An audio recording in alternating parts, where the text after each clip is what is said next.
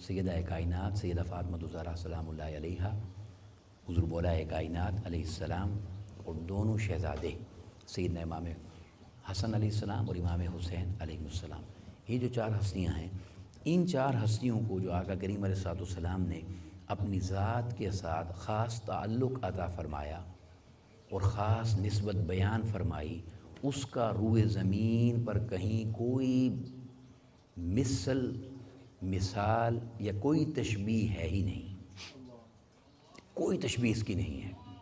اور وہ یہ ہے کہ دیکھیں آقا کریم علیہ السلام نے یعنی میں اگر سادہ لفظوں میں آپ کو سمجھانا چاہوں تو آقا کریم علیہ السلام کی ہر کائنات میں جو بھی ہے، اس کائنات کے اندر جو چیز بھی ہے،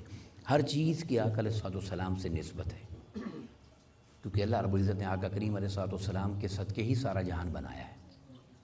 لیکن سادہ سا ایک لفظ ہے، اردو زبان میں سمجھنا وہ آسان ہے، اور وہ یہ ہے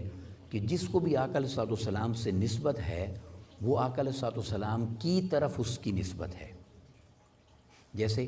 ہم اگر انبیاء کرام کی بات کریں تو معراج کی رات انبیاء کرام نے آقا علیہ السلام کے پیچھے نماز ادا فرمائی، تو تمام انبیاء آقا علیہ السلام کے مقتدی ہیں، کے مقتدی یعنی پیچھے نماز پڑھنے والے، ٹھیک ہے۔ صحابہ کرام کو نسبت آقا علیہ السلام سے ہوئی تو صحابہ کرام نبی پاک کے صحابہ ہیں، ہم نبی پاک کی امت ہیں۔ تو یہ جو لفظ ہے کا، کے اور کی، جس کو بھی آقا علیہ السلام سے نسبت ہے وہ کا، کے اور کی ہے، مگر یہ چار ہستیاں ہیں ان کو آقا علیہ السلام سے کا، کے اور کی نسبت نہیں ہے، ان کی آقا علیہ السلام سے کی نسبت ہے۔ لفظ سے، جیسے فرمایا علی منی، علی مجھ سے ہے، فاطمہ تو بدعۃ منی، فاطمہ میرے جگر سے ہے، حسن منی، حسین منی، یہ مجھ سے ہیں۔ تو ایک تو یہ سمجھ لیں بات کہ ساری کائنات ایک طرف ہے، اس کا رشتہ کا والا ہے، یہ چار ہیں جن کا رشتہ سے والا ہے۔ اب یہ بات سمجھنے والی ہے کہ کا اور سے میں فرق کیا ہے؟ تو کا اور سے میں فرق یہ ہے کہ یہ جو کا تعلق ہوتا ہے نا، یہ وجود سے باہر کا ہوتا ہے، یہ وجود سے، کسی چیز کو بھی آپ کہتے ہیں یہ چیز اس کی ہے، یہ نہیں کہہ سکتے یہ اس سے ہے، سے تب ہوگی جب وہ نسبت اس کے اندر وجود سے ہوگی۔ تو ہر کسی کا آقا علیہ السلام سے تعلق ظاہر کا ہے، یہ چار فقط وہ ہیں جن کا حضور سے تعلق باطن کا ہے۔ اب یہ ایک ایسا راز ہے کہ اس کو اگر کوئی سمجھ جائے تو اس سے ان نفوس قدسیہ کی عظمت کا اندازہ بھی ہو جاتا ہے اور اسے ادب اور احترام بھی نصیب ہو جاتا ہے۔ یہ وجہ ہے کہ قرآن مجید نے کہا کہ نبی پر درود پڑھو، اور ہم جب بھی پڑھتے ہیں تو چونکہ وہ اسی وجود سے ہیں تو جب بھی پڑھتے ہیں تو ملا کر ان کی آل پر بھی درود پڑھا جاتا ہے۔ اب اس کی میں وضاحت آقا کریم علیہ السلام کی احادیث سے کرتا ہوں،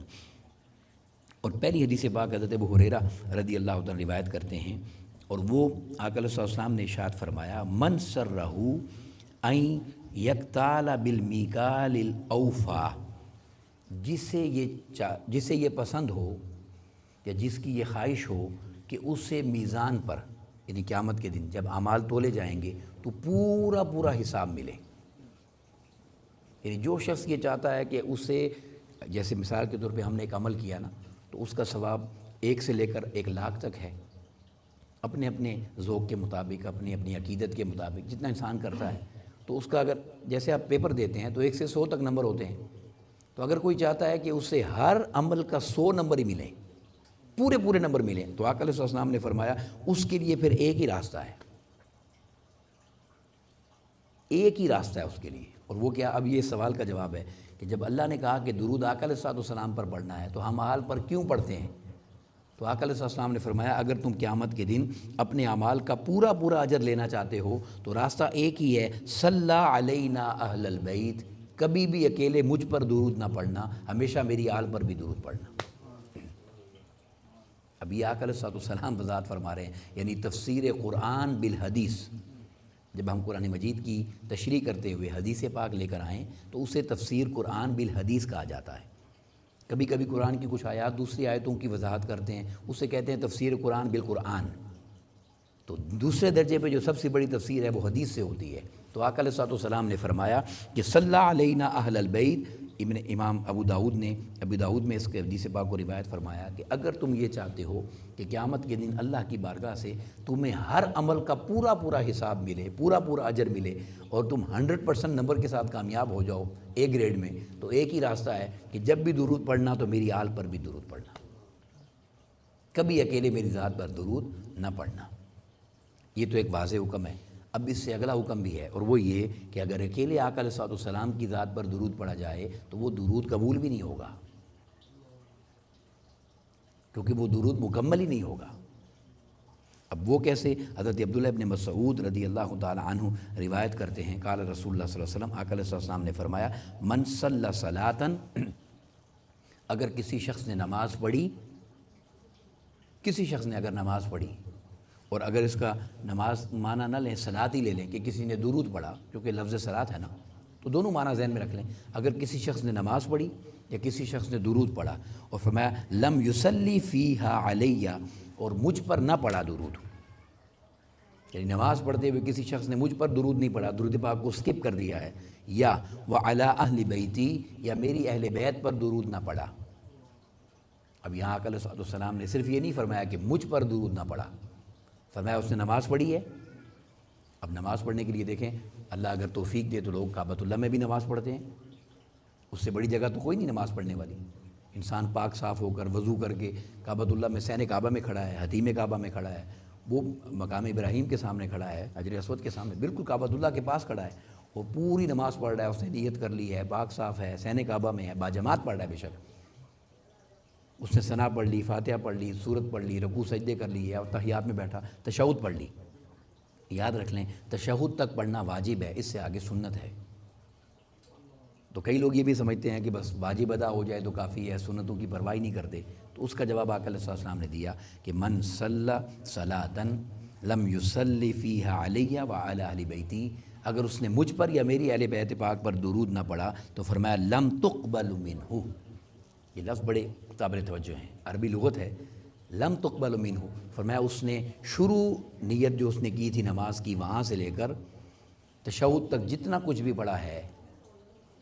آپ سبحانک اللہم، اللہ اکبر سے شروع کر دیں نا، سبحانک اللہم، سورہ فاتحہ، اس کے بعد کوئی سورت، رکوع، سمیع اللہ، سجدے، اس نے 4 رکعتیں پڑھ لی ہیں، آخری رکعت میں بیٹھ کے درود پاک پڑھے گا نا، تو 4 رکعتیں مکمل کر چکا ہے، تو فرمایا لم تقبل منہ، اس کے اس اللہ اکبر سے لے کر تشہد تک آنے میں ایک زبر زیر پیش بھی قبول نہیں ہوگی، لم تقبل، اس میں سے کچھ بھی قبول نہیں ہوگا، منہ، اس میں سے کوئی چیز قبول ہی نہیں ہوگی۔ اب نماز تو اس نے پوری پڑھ لی ہے، اور فتوے کی روح سے اگر دیکھا جائے تو اس نے واجبات بھی ادا کر لی ہیں، مگر آقا علیہ السلام نے جو جملہ فرمایا وہ دیکھیں، لم تقبل منہ، ایک ذرا سی کوئی ایک چیز جو زیر زبر، تو میں آپ کو سمجھنے کے لیے کہہ رہا ہوں، کچھ بھی اس میں سے قبول نہیں ہوگا، کیوں کہ اس نے مجھ پر یا میری آل پر درود نہیں پڑھا۔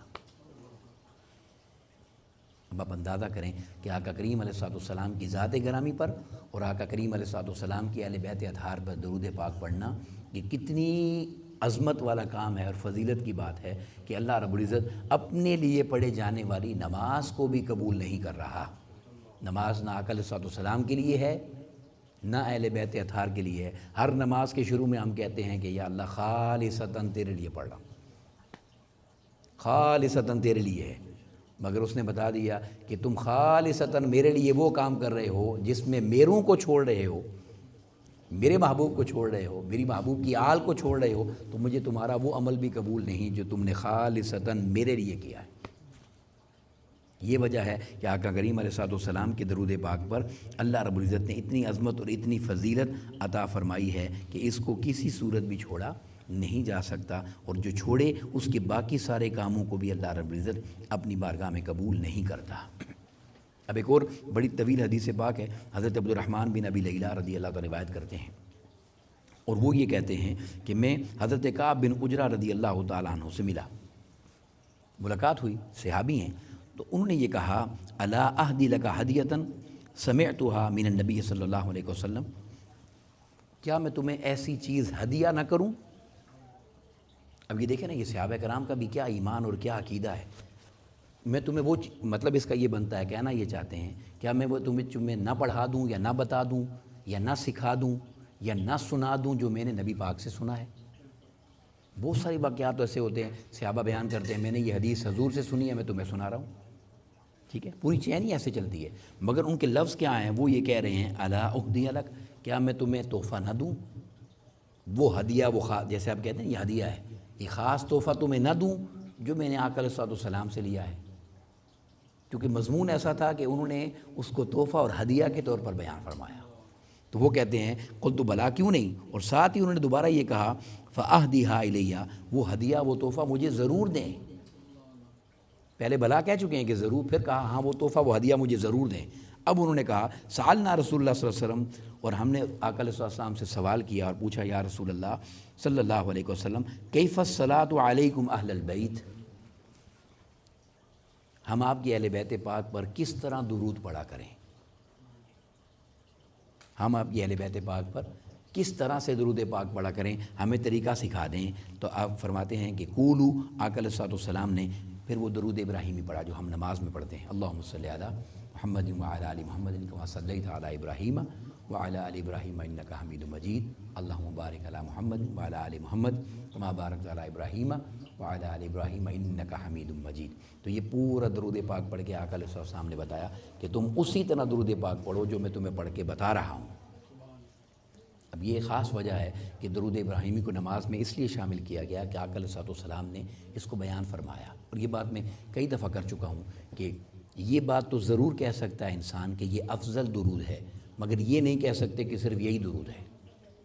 درود پاک اور بھی ہیں، اس کے مختلف الفاظ ہیں، مختلف صیغے ہیں، آپ پڑھتے ہیں، مگر افضل درود پاک چونکہ یہ نماز میں ہے، افضل ترین ہے، اس میں کسی کو کوئی ڈاؤٹ نہیں ہے۔ تو آقا علیہ السلام نے بھی یہاں نہ صرف اپنی آل کو، سیدنا ابراہیم علیہ السلام اور ان کی آل کو بھی شامل فرمایا کہ اگر تم چاہتے ہو کہ میری آل پر کیسے درود پاک پڑھنا ہے تو سلسلہ ابراہیم علیہ السلام سے شروع ہوا، کیونکہ انہوں نے اللہ سے مانگا تھا کہ مجھے وہ نبی عطا کر جو تیرا خاص نبی ہے اور میں ان کی نسل میں آیا ہوں، تو ان کو بھی شامل کر لو اور ان پر بھی ہمیشہ درود پاک پڑھا کرو۔ تو انہوں نے کہا کہ ہاں اس انداز سے پڑھا کرو تاکہ یہ اللہ کی بارگاہ میں قبول ہو جاتا ہے،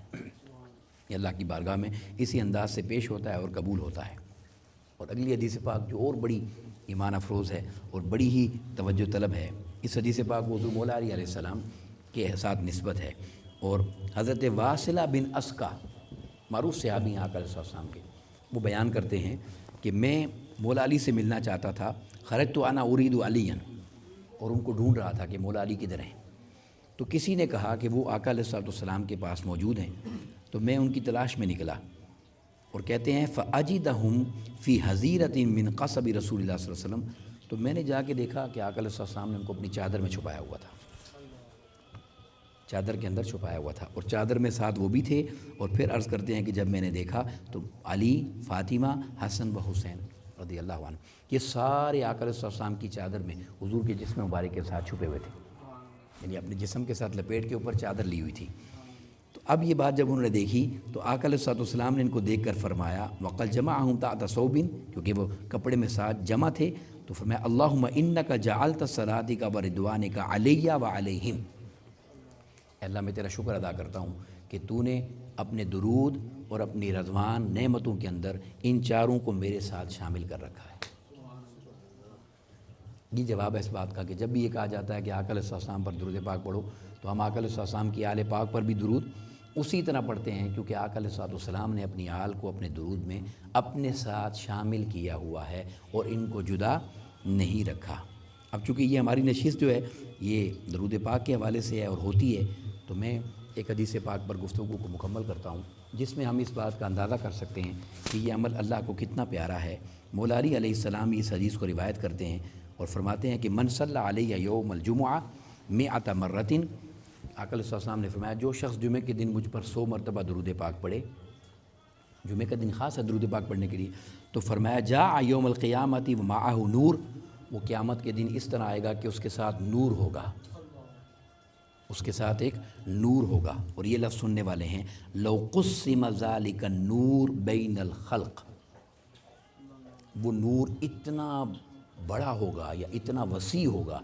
کہ اگر وہ اس نور کو پوری مخلوق میں تقسیم کرے لو قسم ذالک النور بین الخلق، یعنی اللہ نے جو کچھ بھی بنایا ہے کائنات ساری، اس سب میں وہ نور وہ تقسیم کرے، لوسعہم، تو پھر بھی اس کا نور وسعت والا ہوگا، وہ کم نہیں ہوگا۔ صرف اگر جمعہ کے دن کوئی شخص 100 مرتبہ درود پاک پڑھتا ہے تو یہ ایک ایسا عمل ہے درود پاک پڑھنا کہ اس کو اگر ہم اپنی زندگی کا یعنی وظیفہ بنا لیں یا وتیرہ بنا لیں یا زندگی کا حصہ بنا لیں تو یہ اس دنیا میں بھی، اس دنیا سے جاتے ہوئے بھی، قبر میں بھی، حشر میں بھی اور جنت میں داخلے تک ہر لمحہ انسان کے ساتھ کام آنے والی چیز ہے اور اللہ کی بارگاہ میں محبوب ترین عمل ہے۔ تو ان نشستوں کا جو خاص مقصد ہے وہ یہ ہے کہ ہم ان نشستوں کی اہمیت کو سمجھتے ہوئے درود پاک کو اپنی زندگی کا یعنی ایک خاص حصہ بنائیں۔ اور یہ ایسا ہم یعنی ارادہ جلدی سے انسان کر لیتا ہے، میں روزانہ 1000 پڑھوں گا، 5000 پڑھوں گا، نہیں، زیادہ کی نیت نہ کریں، آپ 100 سے شروع کر لیں کہ میں روزانہ کم از کم 1 تصویر پڑھوں گا، تو کم از کم لائن میں تو لگ جائیں گے نا، عادت بن جائے گی، پھر 100 سے انسان اس کو 200 کر لیتا ہے، 300 کر لیتا ہے، 400 کر لیتا ہے، مگر روزانہ پڑھنے کا معمول جو ہے اس کا اگر کوئی شخص کر لیتا ہے تو یہ اتنا خاص عمل ہے کہ روزانہ آقا علیہ السلام کی بارگاہ میں حاضری لگے۔ تو کئی اللہ والے ایسے گزرے ہیں کہ ان کی زندگی کا معمول ہوتا تھا اور کبھی اگر مس ہو جاتا تھا تو پھر آقا علیہ السلام کی بارگاہ سے ان پر توجہات ہوتی تھی اور آقا علیہ السلام ان کو پیغامات خود بھی دیتے تھے اور کسی کے وسیلے سے بھی دیتے تھے۔ ایک اللہ کے نیک بزرگ تھے، اللہ کے ولی تھے، اور وہ روزانہ سونے سے پہلے 100 مرتبہ درود پاک پڑھتے تھے۔ دن بھر بھی پڑھتے ہوں گے مگر معمول یہ تھا کہ سونے سے پہلے 100 مرتبہ درود پاک پڑھتے تھے۔ ایک دن رات کو کسی کام میں مصروفیت کی وجہ سے ان کی آنکھ لگی اور وہ نہ پڑھ سکے، تو دوسرے دن ایک شخص ان کے پاس آیا اور اسے کسی چیز کی ضرورت تھی، اس نے کہا میری یہ ضرورت پوری کریں۔ تو انہوں نے کہا کہ بھئی میں کوئی تمہارا ادھار تو نہیں دینا، میں نے کیسے ضرورت پوری کروں؟ تو انہوں نے کہا مجھے آقا علیہ السلام نے حکم دیا ہے کہ اس کے پاس جاؤ، وہ تمہارا کام پورا کرے گا۔ اب یہ ایک بہت بڑا دعویٰ تھا، تو انہوں نے کہا کہ بھئی میں کیسے مان جاؤں کہ تمہیں آقا علیہ السلام نے حکم دیا ہے؟ انہوں نے کہا اس لیے کہ مجھے آقا علیہ السلام نے کہا کہ اس کو جا کے کہنا کہ وہ کل رات مجھ پر درود پڑھنا بھول گیا تھا۔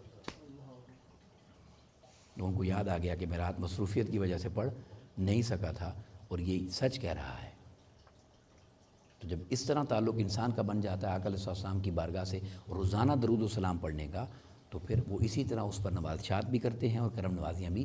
کرتے ہیں۔ اللہ مجھے بھی، آپ کو بھی، ہم سب کو آقا علیہ السلام کی ذات مبارک پر کثرت سے درود پاک پڑھنا اور بالخصوص روزانہ درود پاک پڑھنے کی توفیق عطا فرمائے۔ وما علینا الا البلاغ المبین۔ السلام علیکم ورحمۃ اللہ وبرکاتہ۔ انشاءاللہ ہم نماز ادا کرتے ہیں اور نماز کے بعد دعا کریں گے انشاءاللہ۔